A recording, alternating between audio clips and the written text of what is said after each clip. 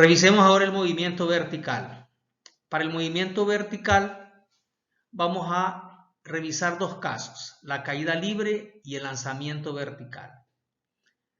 La caída libre vamos a identificarla porque un objeto se lleva a cierta altura y se le suelta, es decir, su velocidad inicial es 0. A medida va cayendo, la velocidad va a ir aumentando hasta impactar con el suelo. Eso significa que en esa caída, como la velocidad va aumentando, debe haber una aceleración. A esa aceleración le vamos a llamar aceleración de la gravedad y es la consecuencia de las fuerzas de atracción de la Tierra sobre los objetos dentro de su campo gravitatorio. Su valor 9.8 metros sobre segundo cuadrado o 32.2 pies sobre segundo cuadrado. El segundo caso que tendremos será el lanzamiento vertical y le llamamos así porque el objeto ya no se suelta, ya no parte del reposo. Su velocidad inicial ya no es 0, sino que tiene un valor que puede ser hacia arriba o puede ser hacia abajo. En el modelo que presentamos en el esquema, la velocidad inicial es hacia arriba. Y al observar el fenómeno, identificamos que la velocidad va a ir disminuyendo. A medida vaya subiendo, va a ir disminuyendo hasta que haya un momento en el que se detiene. Eso va a ocurrir en el punto donde alcanza su altura máxima. Eso quiere decir que ahora esa misma aceleración que en la caída libre provocó que la velocidad fuera aumentando y que se comportara como una aceleración, aquí se comporte como una desaceleración. Eso es porque en el caso de la caída libre, la aceleración de la gravedad lleva a la misma dirección del movimiento, por ejemplo, por eso la está acelerando. Y en el caso del lanzamiento vertical, la aceleración de la gravedad va hacia abajo y el objeto va hacia arriba, entonces se comporta como una desaceleración. Eso lo estamos explicando acá en los dos casos, en la caída libre y en el lanzamiento vertical. Sin embargo, tendremos el caso en el que los objetos también se puedan lanzar verticalmente hacia abajo y en ese caso el comportamiento será similar a la caída libre con la diferencia que la velocidad inicial ya no es 0. Como consecuencia tendremos que la velocidad de impacto con el suelo va a ser mayor que si se soltara en las mismas condiciones. Y también su tiempo o el tiempo que tardará en caer pues va a disminuir, es decir que va a caer más rápido. Vamos a analizar diferentes casos. Para ello vamos a describir el modelo matemático o las ecuaciones que vamos a utilizar. Las condiciones serán las siguientes.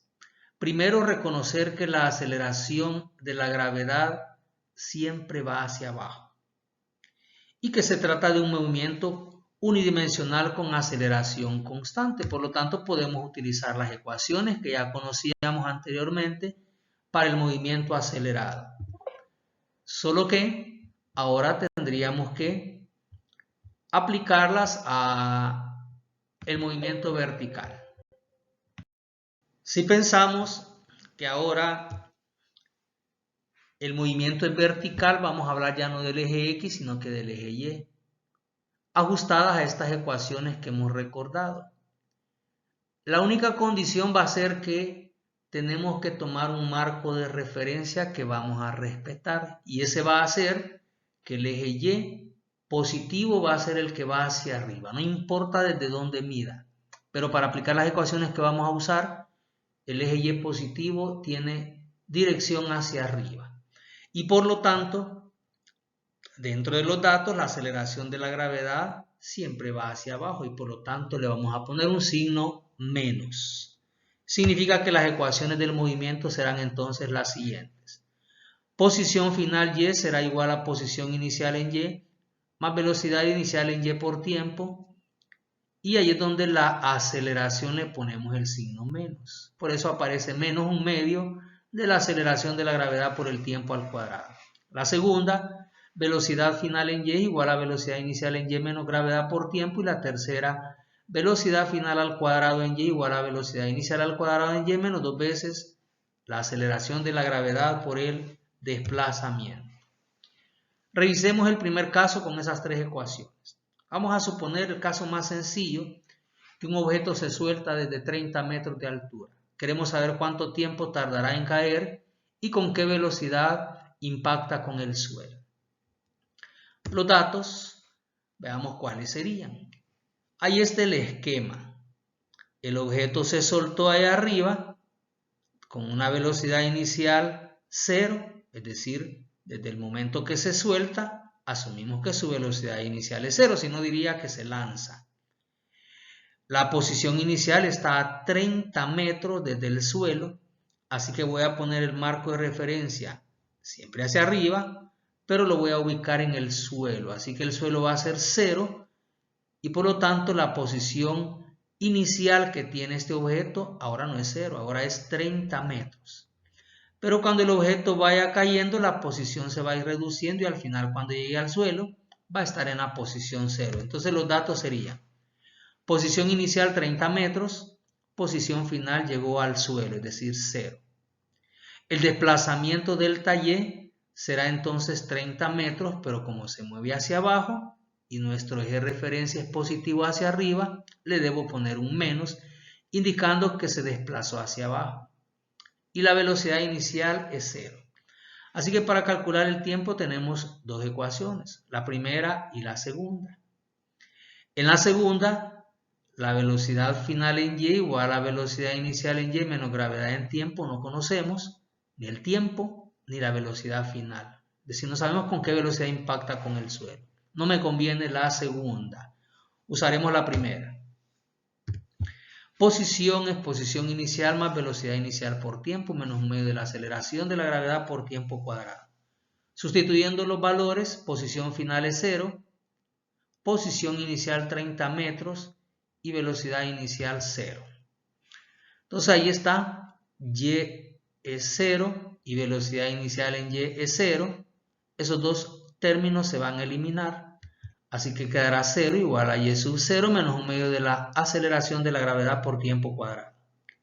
Pasando al otro lado, el 1 medio de la gravedad por tiempo al cuadrado, despejamos el tiempo. Tiempo cuadrado sería, el 2 lo paso a multiplicar con y sub 0 y la gravedad la paso a dividir. Y luego a eso le sacamos la raíz cuadrada.